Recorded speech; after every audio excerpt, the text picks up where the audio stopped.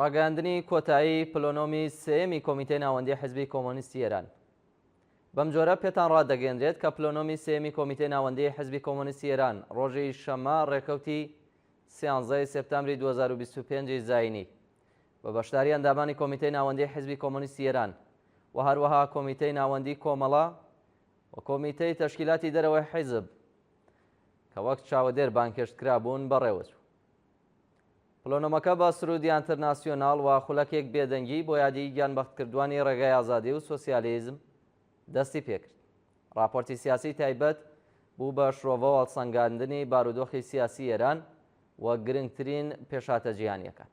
هەروەها راپۆرتی تەشکیلاتیش چالاکی ئۆرگانەکانی حیزبی لە نێوان هەردوو پلۆنۆمدا لەخۆ گرتبوو.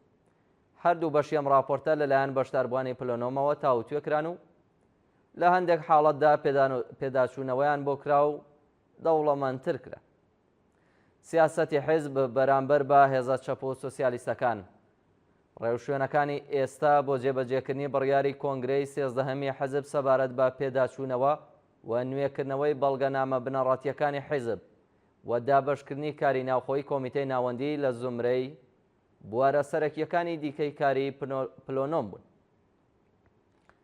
پلۆنۆم لە بەشی قسە و باز لەسەر بارودۆخی سیاسی ئێران جەختی لەوە کردەوە کە کۆماری ئیسلامی بەراورد لەگەڵ مێژووی 46 ساڵی ڕابردووی لە هەموو کاتێک زیاتر لە ناوخۆیدا تووشی شپرزایی بوو. توانای بڕیاری یەکگرتووی نییە و هێڵی استراتیژیمانەوەی خۆی گوم کردووە. دوای شەڕی 12 ڕۆژەم ڕژیمە کەوتۆتە دۆخێکەوە کە یان دەبێت بچێتە ناو شەڕێکی دیکە لەگەڵ ئیسرائیل و ئەگەری هەیە لەگەڵ ئەمریکاش یان دەبێت مەرجەکانی ئەمریکا قبوڵ بکات. بەڵام ڕوودانی هەر یەک لەم دوو سێناریۆیە بە ناچاری دەستگای ڕێبەرایەتی ڕژیم لەسەرەوە دەخاتە بەردەم گۆڕانکاری لە ناوخۆیدا و ئەم ململانەیەی ڕژیم هەرچی زیاتر لاوازتر دەکات. لەلایەکی دیکەوە دۆخی ئابووری و بژێوی ژیانی کۆمەڵانی خەڵک گرانی، بێکاری و هەژاری لە ڕادەبەدەر گەیشتوەتە لووتکە. هاوشانی ئەم دۆخە پەرەسەندنی زیانە کۆمەڵایەتیەکانی وەک ئالوودەبوون بە ماددە هۆشبەرەکان، لەشفرۆشی، کۆکردنەوەی زبڵ و خاشاک، کاری منداڵان، زیادبوونی نائاسایی تاوان و تاوانکاری، پەرەسەندنی تەلاق و پچڕانی شیرازەی بنەماڵە و هیتر سیمای کۆمەلگای ئێرانی لێڵ کردووە. لەم هەلومەرجەدا ئاڵوگۆڕی ڕیشەی بە ئاراستەی ڕوخاندنی شۆڕژگێڕانەی کۆماری ئیسلامی تەنیا لە ڕێگەی گەشەکردن و پەرەسەندنی بزوتنەوە کۆمەڵایەتیە پێشکەوتن خوازەکانی وەک بزوتنەوەی کرێکاری، بزوتنەوەی ژنان و لاوان، بزوتنەوەی شۆڕژگێڕانەی کوردستان و گەشەکردنی ئاستی ڕێکخراوبوون و شکەڵگرتنی ڕێبەرایەتی لە هەناوی ئەو بزوتنەوەدا ممکن دەبێت.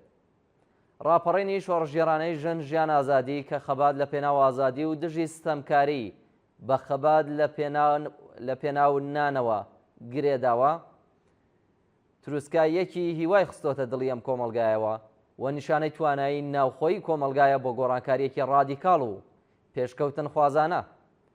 پلۆنۆم هەر لە چوارچێوەی راپۆرتی کۆمیتەی ئیجراییدا چوە سەرباز لەسەر دوایین پێشاتە جیهانیەکانی وەک ڕووداوەکانی ئەندۆنەزی، نێپاڵ، قەیرانی فەڕەنسا و کاریگەریەکانی ڕووبەدەرەوەی ئەم ڕووداوانە.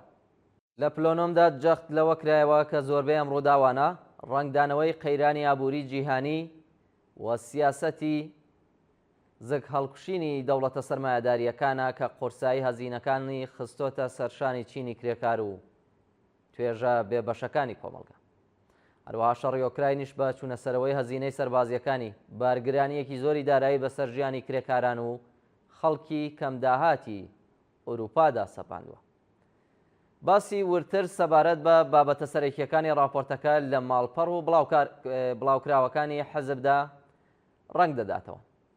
بەشی کۆتایی پلۆنۆمی سێمی کۆمیتەی ناوەندی حیزبی کۆمۆنیستی ئێران بریتی بوو لە دابەشکردنی ئەرکە ناوخۆیەکانی کۆمیتەی ناوەندی و هەریەک لە ئەندامانی کۆمیتەی ناوەندی ئەرکێکی دیاریکراویان لە ئۆرگانە سەرەکیەکانی حیزبدا گرتووەتە ئەستۆ. هەروەها ئەوڕێیان سروە ناسری، ئیبراهیم عەلیزادە، فەرشید غەفار نژاد، وریا نازری و ئەسعاد ڕۆستەمی وەک هەیئەتی ئیجرایی حزب هەڵبژێردران و ئەرکی ڕێبەرایەتی تەشکیلاتی حیزبیان لە مەودای نێوان هەردوو پلۆنۆمەکەدا لاستۆ گرت. کۆمیتەی ناوەندی حیزبی کۆمۆنیستی ئێران ڕێکەوتی 15 سێپتامبری 2025 زاینی بەرامبەر بە 24 خەرمانانی 1404 هەتاوی